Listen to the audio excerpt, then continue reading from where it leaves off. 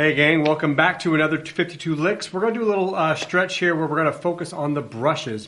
I'm going to grab a handful of licks that I think are kind of fun and interesting and maybe a little bit off the beaten path. Today we're going to start with something that I call the palm roll. I don't know. I'm sure there's some name for it.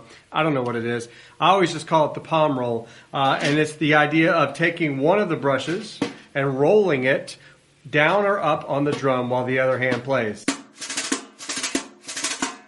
Like so.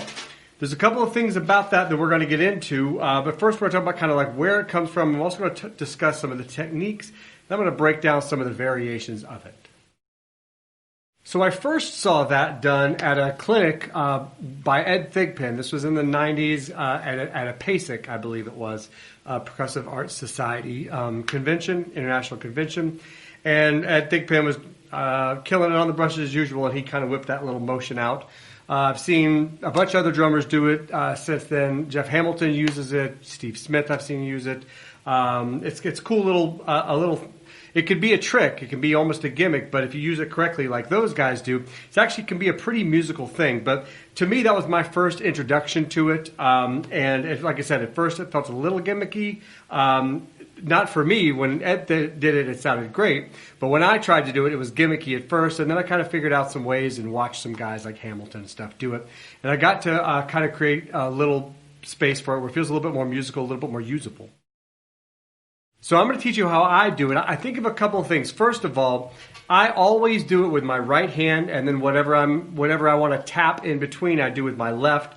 Obviously, you can do it with either hand, but I'm going to teach you how I have developed it. So I use my right hand. The other thing is I always start at the top of the drum, and then my first roll is always down. Doesn't mean that has to be yours, but because I always start in that position, I have certain like markers on my hand that tell me how far to roll on my hand. So I always like starting from the same position. So usually the first thing I'm going to do is in one motion lay the brush down toward the top of the drum, and then have my left hand in position, whichever one feels comfortable, if I want to kind of play something in between. So if I start at the top of the drum, then I'm going to put the base of my palm on the brush like so. So basically that would be my starting position. Now I know, depending on how far up I roll, how many of these little extra notes or strokes I'm going to get. So the first thing that I would recommend you doing, and you don't have to even start in the middle of the drum. You don't have to start at the top of the drum. You can start in the middle of the drum. It might be a little easier. Is the first thing is just try to roll and stop, both backward and forward, so it sounds like actual notes, not just like that. That just sounds like a little bit of a mess. It's actually right when the brush flips, right?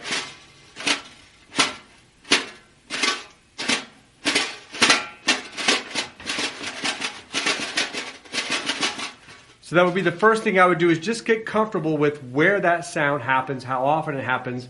And if you're a little quicker with your motion, the note is a little snappier. So the next thing is we're going to talk about 3-note groupings where my left hand plays one note and my right hand is going to play 2 notes. And to play a 2-note grouping, remember I'm going to start with my palm and I'm going to roll down, and I know that the second note is going to stop basically right underneath my knuckles. Okay, so I know that if I stop the brush there, I'll get 2 notes. So 1, 2. Now I'm stopped right below my knuckles. And then, of course, I go back for 2. 1, 2, and I'm back at the base of my palm. 1, 2, 1, 2. Then if I add another note, I can play a 3-note grouping. So the first thing I would do is basically play kind of like a triplet, but very slowly. I can speed it up. Or I can play 1 and a 2 and a 3, like that. So just moving it either a little bit slower and smoother to create a longer phrase, or to move it a little quicker, either way you've got a 3-note phrase. Triplet, or 1 and a 2 and a. takes a while to kind of get comfortable with how fast and how slow, but that's a 3-note grouping that you can use. Let's talk about some other groupings that are a little bit larger. So now instead of 2 notes in the palm roll, we're going to make it a 3-note grouping. So again, starting at the base of the palm, 1, 2 is going to stop right around my knuckle, but 3 is going to end up more around this middle joint of the finger. So I know that it's 1, 2, 3. So I know as I'm aiming, I can watch my hand roll on the brush, and when it gets to there, I know I'm basically at my 3rd note. That's my target. And remember, whatever we do on the way down, we can do on the way back up the same distance. So just like we did before, now we're just going to play 3 notes back to back, not really worrying about them being in time. We just want to make those 3 moves. 1, 2, 3. 1, 2, 3.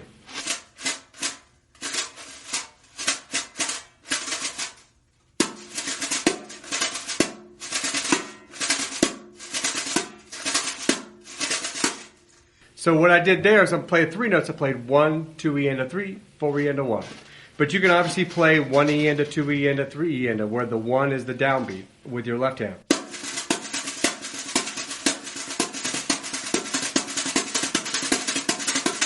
So that's a 3-note grouping, which obviously with the left hand gives you 4-note groupings to do.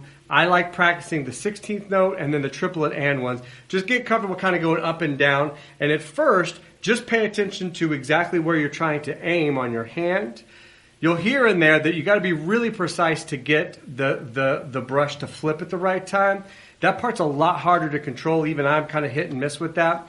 So just do it slowly for a while until it gets comfortable. You'll start getting a feel for it in your palm with how fast or how slow you have to go. Let's now try a larger grouping. Now we keep adding a note, but obviously you're going to run out of room with your hand at some point. At least for me, I can only squeeze 1 more note out of it. So if I go 1, 2, 3, 4, I can get a 5th note out of that, which is right there at basically the 1st joint for me.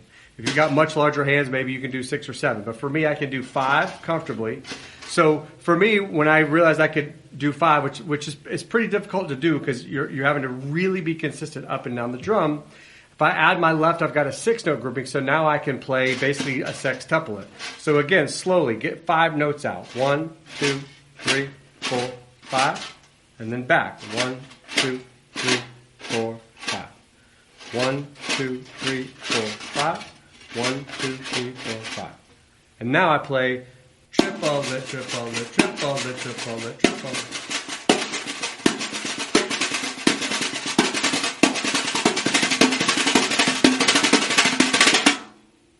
Like so.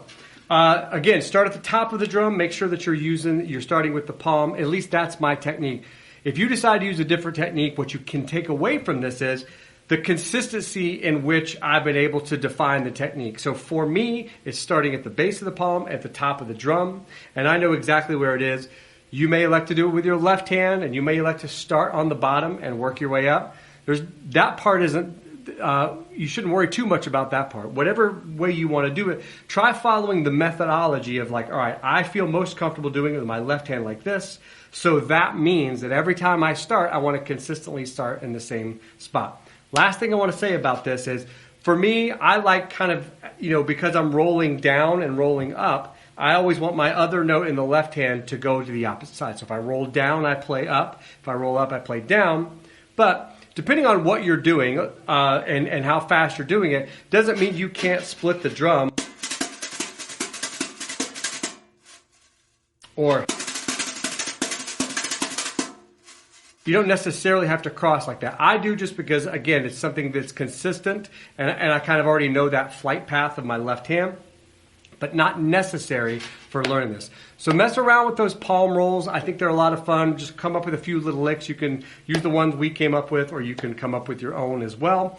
It's a lot of fun. Get comfortable. Also, last step, play time, play a lick, back into time, play a lick, back into time. Get comfortable switching from timekeeping or soloing to whap. That's my starting position for the palm roll. Get used to that transition. Hope that helps. We'll do another one next week. See you guys then. Good luck.